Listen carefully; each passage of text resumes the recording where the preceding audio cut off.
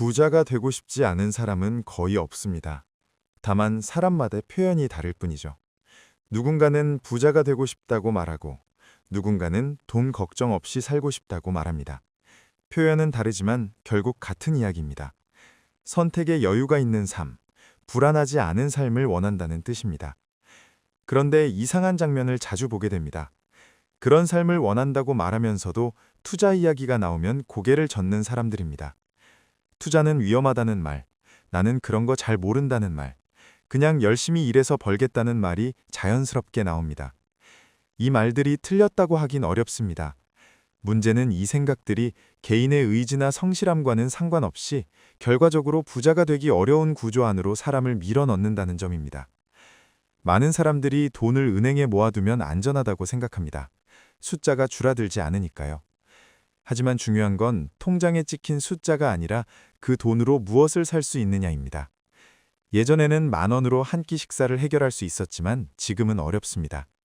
같은 10,000원인데도 살 수 있는 것이 줄어들었습니다. 이게 바로 인플레이션입니다. 돈의 가치가 서서히 깎이는 현상입니다.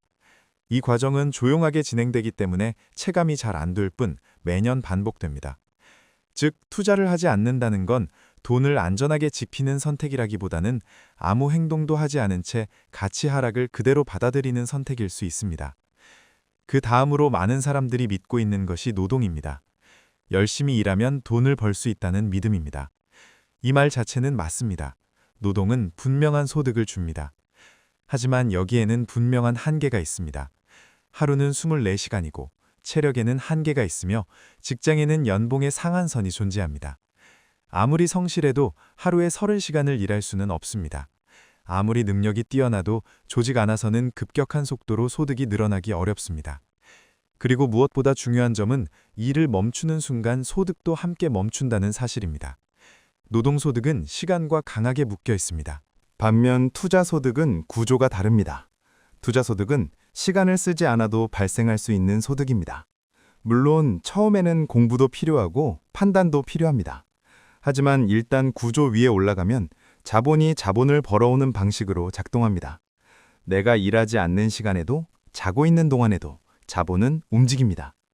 여기서 중요한 건 투자소득이 더 똑똑해서 생기는 것이 아니라 구조 자체가 다르다는 점입니다. 그래서 부는 대부분 노동이 아니라 자산에서 만들어집니다. 이 이야기는 불편할 수 있습니다. 마치 열심히 사는 사람을 무시하는 것처럼 들릴 수도 있습니다.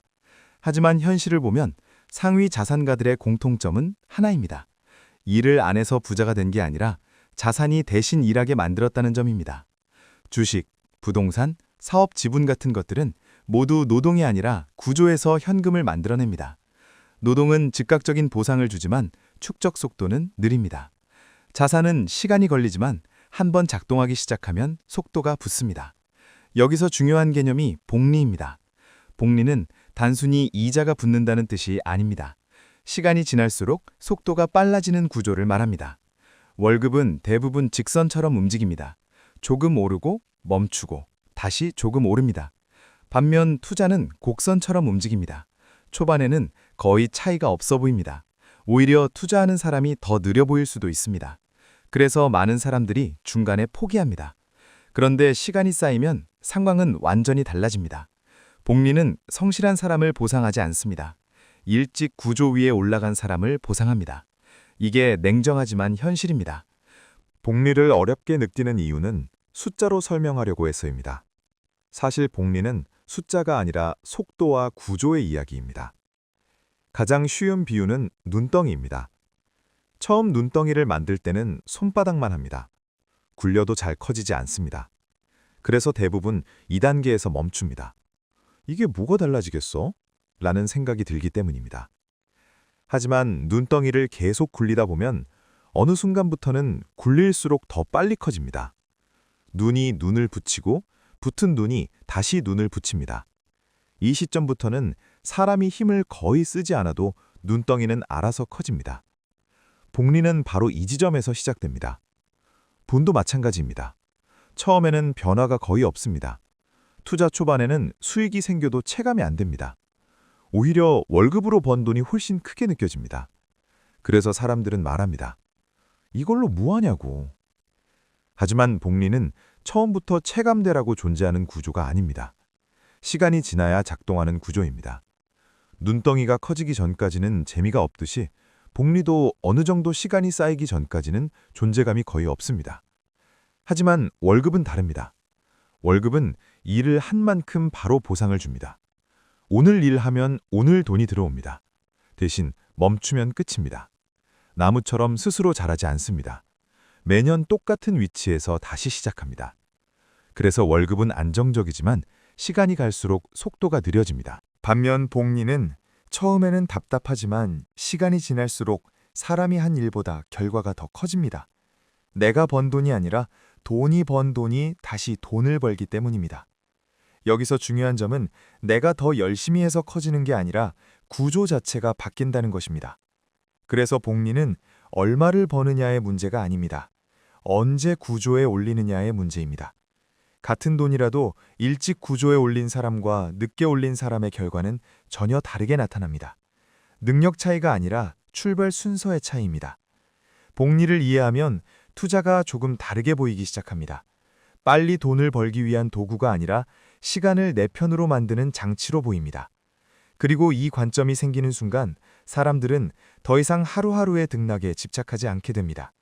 왜냐하면 복리는 하루가 아니라 시간 전체를 먹고 자라는 구조라는 걸 알게 되기 때문입니다. 중요한 건 얼마를 벌었느냐가 아니라 그 돈을 어떤 구조 위에 올려두었느냐입니다. 같은 돈이라도 소비로 흘려보내느냐, 자산으로 남기느냐에 따라 결과는 완전히 달라집니다. 이 지점에서 더 현실적인 이야기를 해볼 필요가 있습니다. 우리는 매일 소비를 합니다. 물건을 사고 서비스를 이용합니다. 그 돈은 사라지는 게 아니라 어딘가로 이동합니다. 기업의 매출이 되고 그 이익은 결국 투자자에게 돌아갑니다. 투자를 하지 않는다는 건 항상 비용을 지불하는 위치에 머무는 것입니다.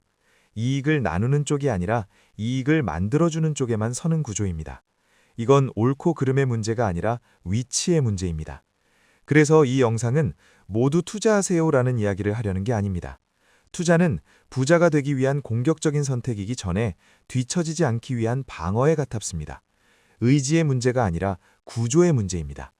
이 구조를 이해하면 투자가 갑자기 욕심의 영역이 아니라 왜 많은 사람들이 결국 이 길로 오게 되는지 자연스럽게 보이기 시작합니다.